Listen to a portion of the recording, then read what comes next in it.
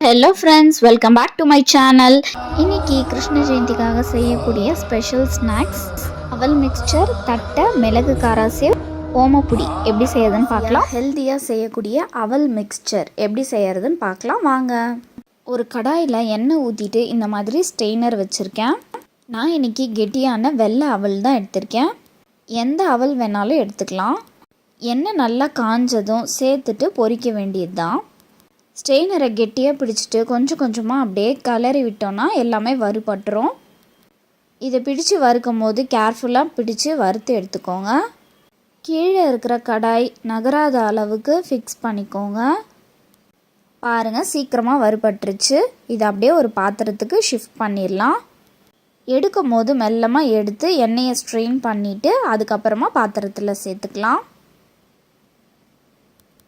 அடுத்தது பொட்டுக்கடலை எடுத்திருக்கேன். நான் 2 கைப்பிடி அளவு எடுத்திருக்கேன். சேர்த்துட்டு இதையும் நல்லா வறுத்து எடுத்துக்கோங்க. நல்லா வறுபட்டதும் இதையும் ஒரு பிளேட்டில் மாற்றிக்கோங்க. அடுத்ததாக வேர்க்கடலை, இதையும் 2 கைப்பிடி அளவு எடுத்திருக்கேன். இதையும் நல்லா வறுத்து எடுத்துக்கோங்க. எதுவுமே கருகிடக்கூடாது, கருகாமல் பார்த்து வறுத்து எடுத்துக்கணும். வறுபட்டுருச்சு. இதையும் தட்டுக்கு ஷிஃப்ட் பண்ணிடலாம். வறுத்து வச்ச 2த்தையும் அவல் மிக்சரில் சேர்த்துடலாம். அடுத்ததாக ஒரு கைப்பிடி அளவு கருவேப்பிலையை நல்லா வறுத்து எடுத்துக்கோங்க. நல்லா கிறிஸ்பியாக மொறுன்னு ஆனதும் இதையும் அந்த பிளேட்டில் மாற்றிக்கோங்க. அடுத்ததாக ஒரு 5லேருந்து 6 பல்லு பூண்டு நல்லா நசுக்கி தோலோடு சேர்த்துருக்கேன். இதையும் நல்லா கிறிஸ்பியாக மொறுன்னு வறுத்துட்டு இதையும் கப்பில் ட்ரான்ஸ்ஃபர் பண்ணிக்கோங்க. வறுத்த கருவேப்பிலையும் பூண்டையும் இதையும் அவல் மிக்சரில் சேர்த்துடலாம். சேர்த்ததுக்கப்புறம் உங்கள் காரத்துக்கு ஏற்ற மிளகாய்த்தூள் நான் 1 டீஸ்பூன் சேர்த்துருக்கேன். தேவையான அளவு உப்பு சேர்த்துட்டு நல்லா கலந்து விட்டுக்கோங்க. நம்ம சேர்த்த உப்பும் மிளகாய்த்தூளும் நல்லா மிக்ஸ் ஆகிற அளவுக்கு கலந்து விட்டுக்கோங்க. பாருங்கள், கலந்து விட்டதுக்கப்புறம் கிறிஸ்பியாக மொறுன்னு காரசாரமான அவல் மிக்சர் தயார். இந்த ஹெல்த்தியான மிக்சரை குழந்தைங்களோட ஸ்நாக்ஸ் பாக்ஸ்லேயும் தரலாம். சுலபமாக செய்யக்கூடிய இந்த மிக்சரை நீங்களும் வீட்டில் மறக்காமல் ட்ரை பண்ணி பாருங்கள். நல்ல ஒரு ட்ரெடிஷ்னலான ஸ்நாக்ஸ். ஏன் அம்மா ஸ்டைலில் தட்டை எப்படி செய்யறதுன்னு பார்க்கலாமா? இதை செய்யறதுக்கு ரேஷன் பச்சரிசி தான் எடுத்திருக்கேன். இந்த அரிசியை நல்லா கழுவிட்டு நல்லா வாஷ் பண்ணிட்டு நல்ல தண்ணியில் இந்த மாதிரி ஊற வச்சுக்கோங்க. ஒரு 6 மணி நேரம் போல் ஊறணும். 6 மணி நேரம் போல் நல்லா ஊறினதுக்கப்புறம் தண்ணியெல்லாம் நல்லா வடிகட்டிட்டு இந்த மாதிரி அரிசியை மட்டும் ஒரு துணியில் காய வச்சுக்கலாம். ரொம்ப வெயிலில் வச்சு காய வைக்கணும்னு அவசியம் இல்லை. ஃபேன் காற்றுல ஒரு 5 நிமிஷம் போல் இந்த மாதிரி காய வச்சாலே போதும். ஒரு 5 நிமிஷம் போல் தண்ணி லைட்டாக ட்ரை ஆனாலே போதும். பாருங்கள், இந்த அளவுக்கு ட்ரை ஆனால் போதும். இதை அப்படியே நம்ம மிக்சிலேயோ இல்லை மிஷின்லேயோ கொடுத்து அரைச்சிக்கலாம். நம்ம அதிர்சத்துக்கெல்லாம் அரைப்போம்ல அந்த பக்குவம். கம்மியாக 1 டம்ளர் 2 டம்ளர்னா நம்ம மிக்சி ஜார்லேயே அரைச்சிக்கலாம். இல்லை மிஷினில் கொடுத்தோம் இந்த மாதிரி அரைச்சி எடுத்துக்கலாம். அரைச்ச மாவை கொஞ்சம் கொஞ்சமாக கடாயில் சேர்த்து நம்ம வறுத்து வச்சுக்கலாம். கேஸை மீடியமான ஃப்ளேமில் வச்சுட்டு நம்ம வறுத்துட்டே இருக்கணும். ஒரு 10லேருந்து 15 நிமிஷம் போல் இந்த மாதிரி வறுத்துட்டே இருக்கணும். நீங்கள் கடையில் வாங்குற அரிசி மாவுனாலும் இதே ப்ரொசீஜரை ஃபாலோ பண்ணலாம். ஒரு 15 நிமிஷம் வறுத்ததுக்கப்புறம் இந்த மாதிரி ரவை மாதிரி கொஞ்சம் மணலாக வரும். அப்போ கேஸை ஆஃப் பண்ணிடலாம். இந்த மாதிரி வறுத்து வைக்கிறது மட்டும்தான் வேலை. இந்த மாதிரி வறுத்து வச்சுக்கிட்டோன்னா 3லேருந்து 4 மாதம் வரைக்கும் ஸ்டோர் பண்ணி நம்ம எப்போ தேவையோ அப்போ செஞ்சுக்கலாம். இப்போ வறுத்த இந்த மாவை 2 டம்ளர் அளவு சேர்த்துருக்கேன். மீதி அப்படியே ஸ்டோர் பண்ணி எப்போ தேவையோ அப்போ நம்ம செஞ்சுக்கலாம். 4 டம்ளர் போல் வேர்க்கடலை பச்சையாகவே இந்த மாதிரி கொரன்னு அரைச்சி சேர்த்துருக்கேன். இது கரெக்டான அளவு. இதுக்கு மேலே அதிகமாக சேர்த்தோன்னா எண்ணெய் அதிகமாக இழுக்கும். இந்த கப்பில் 3/4 கப் அளவு பொட்டுக்கடலை, இதுவும் பச்சையாக தான் நைஸாக அரைச்சி சேர்த்துருக்கேன். உளுத்தம் பருப்பை நல்லா வறுத்து அரைச்சிது 2 டேபிள் ஸ்பூன், 2 டேபிள் ஸ்பூன் ஜீரகம், 2 டேபிள் ஸ்பூன் அளவு மிளகாய்த்தூள், உங்கள் காரத்துக்கு ஏற்ற மாதிரி கூட்டவோ குறைக்கவோ செஞ்சுக்கலாம். 1/4 டீஸ்பூன் பெருங்காயத்தூள், 2 டேபிள் ஸ்பூன் வெள்ளை எள்ளு, உப்பு தேவையான அளவு சேர்த்துட்டு இதில் கொஞ்சம் கொஞ்சமாக சுட தண்ணி ஊற்றி நல்லா கலந்து எடுத்துக்க போகிறோம். இந்த அளவுக்கு மாவுக்கு எனக்கு இந்த டம்ளரில் 2.25 அளவு தண்ணி தேவைப்பட்டுச்சு. நீங்கள் மாவுக்கு ஏற்ற மாதிரி தண்ணியை கொஞ்சம் கொஞ்சமாக சேர்த்து கலந்து விட்டுக்கோங்க. இந்த மாதிரி தண்ணி சேர்த்து கலந்து விட்டதுக்கப்புறம் நம்ம கையை வச்சு நல்லா பிசைஞ்சு எடுத்துக்கணும். மாவு வந்து ரொம்ப கெட்டியாகவும் இல்லாமல் இலகுன மாதிரியும் இல்லாமல் நம்ம சப்பாத்தி பூரிக்கெல்லாம் போடுவோம் இல்லையா, அந்த அளவுக்கு சாஃப்டான பதத்தில் இருக்கணும்.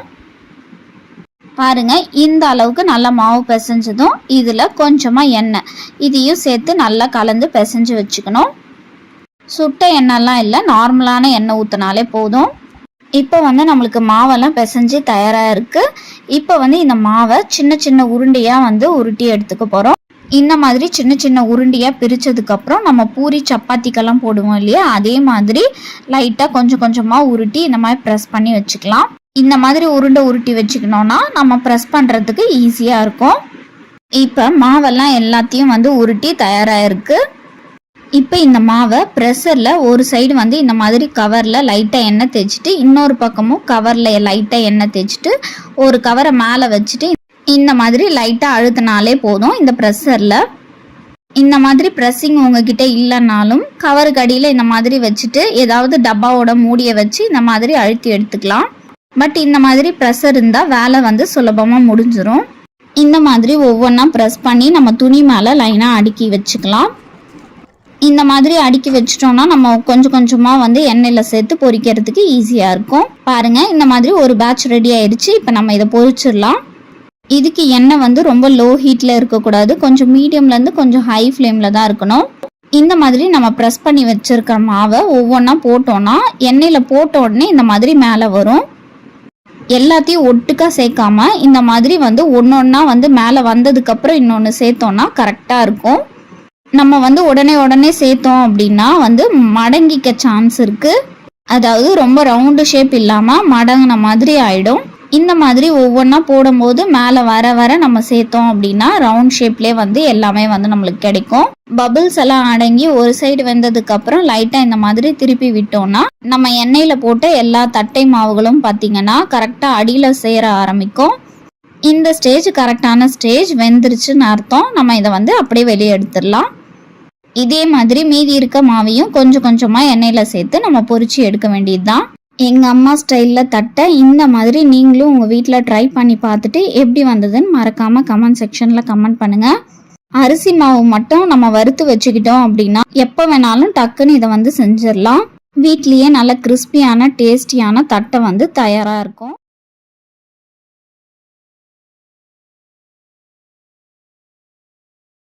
மிளகை மட்டும் யூஸ் பண்ணி மிளகு கார சேவ் தான் எப்படி செய்யறதுன்னு பார்க்க போகிறோம். ரொம்ப சிம்பிளாக ஈஸியாக பண்ணிடலாம். ஒரு பாத்திரத்தில் 2 டம்ளர் அளவு கடலை மாவு சேர்த்துருக்கேன். 2 டம்ளர் கடலை மாவுக்கு 1/2 டம்ளர் போல் அதே கப்பில் அரிசி மாவு சேர்த்துக்கோங்க. உப்பு தேவையான அளவு, 1/4 டீஸ்பூன் மட்டும் பேக்கிங் சோடா, 1 டேபிள் ஸ்பூன் ஜீரகம், 1 டேபிள் ஸ்பூன் அளவு மிளகு கொரன்னு வந்து அரைச்சி சேர்த்துக்கோங்க. அரைச்சோ இல்லை இடிச்சோ சேர்த்துக்கலாம். இந்த மாதிரி 1 ஸ்பூன் அளவு நல்ல சுட்ட எண்ணெய் எல்லாமே சேர்த்ததுக்கப்புறம் நல்லா ஒரு டைம் கலந்து விட்டுக்கலாம். கலந்து விட்டதுக்கப்புறம் இதில் தண்ணி கொஞ்சம் கொஞ்சமாக சேர்த்து நல்லா சாஃப்டான பதத்துக்கு பிசைஞ்சு எடுத்துக்கணும்.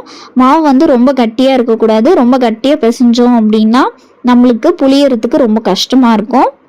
ரொம்ப லூஸாகவும் இருக்கக்கூடாது. பாருங்கள், இந்த அளவுக்கு கை வச்சா நல்லா சாஃப்டாக உள்ளே போகும்.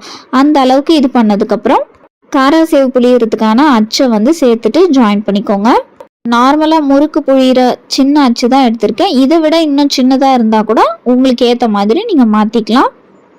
இப்போ நம்ம பிசைஞ்சு வச்சுருக்க மாவை ஃபுல்லாக இது பண்ணிவிட்டு எண்ணெய் காஞ்சதுக்கப்புறம் அப்படியே பிழிஞ்சு விட வேண்டியது தான்.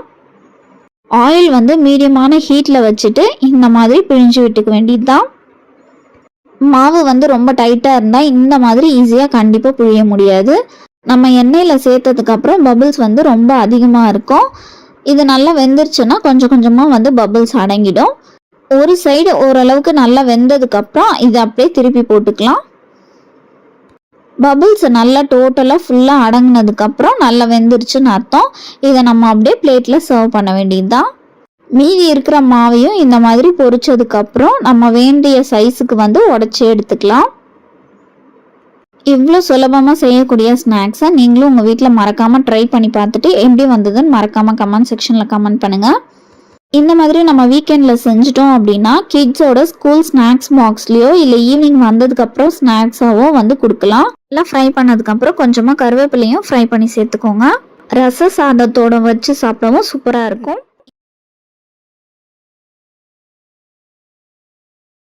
நம்ம சேனல்லையே ஓமம் எதுவும் சேர்க்காம கொஞ்சமா மிளகாய் தூள் சேர்த்து மிக்சர் மாதிரி எப்படி செய்யறதுன்னு போட்டிருக்கேன். அந்த வீடியோ பார்க்கலன்னா மறக்காம செக் பண்ணி பாருங்க. இது நார்மலா கடையில கிடைக்கிற எல்லோ மிக்சர். என்னோட பாப்பாவுக்கு ரொம்ப பிடிச்ச ஸ்நாக்ஸ். இதை செய்ய 1 டம்ளர் அளவு கடலை மாவு எடுத்திருக்கேன். 1 டம்ளர் கடலை மாவுக்கு 1/4 டம்ளர் போல அரிசி மாவு. இது அப்படியே இருக்கட்டும். ஒரு மிக்சி ஜார்ல 1 டேபிள் ஸ்பூன் அளவு ஓமம் சேர்த்துட்டு நல்லா அரைச்சி எடுத்துக்கோங்க. ஓரளவுக்கு அரைச்சா இதுல நம்ம இப்ப ஒரு 1/4லேருந்து ஒரு 1/2 டம்ளர் போல தண்ணி சேர்த்து ஒரு பல்ஸ் மோட்ல அரைச்சி எடுத்துக்கலாம். பாருங்க, இந்த மாதிரி அரைச்சி எடுத்ததுக்கு அப்புறம் இதை நம்ம ஸ்ட்ரெயின் பண்ணிக்கலாம்.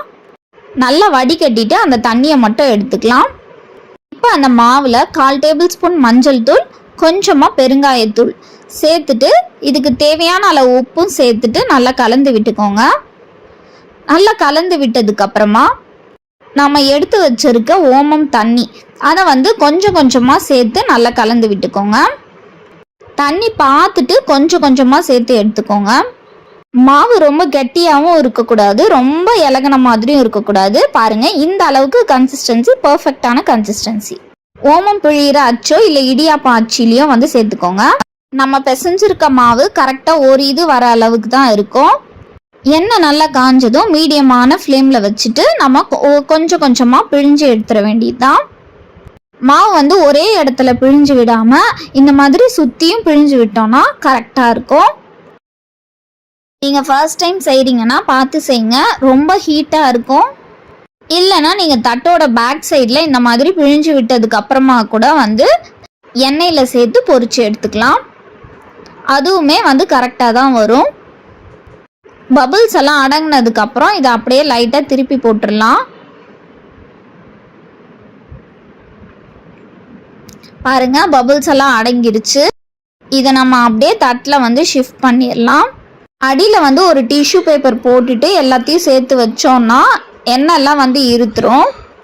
கொஞ்சம் எண்ணெய்லாம் இருக்குனதுக்கு அப்புறம் நம்ம தூள் பண்ணியோ இல்லை அப்படியே கூட ஒரு ஏர்டைட் டப்பாவில் போட்டு ஸ்டோர் பண்ணிக்கலாம்.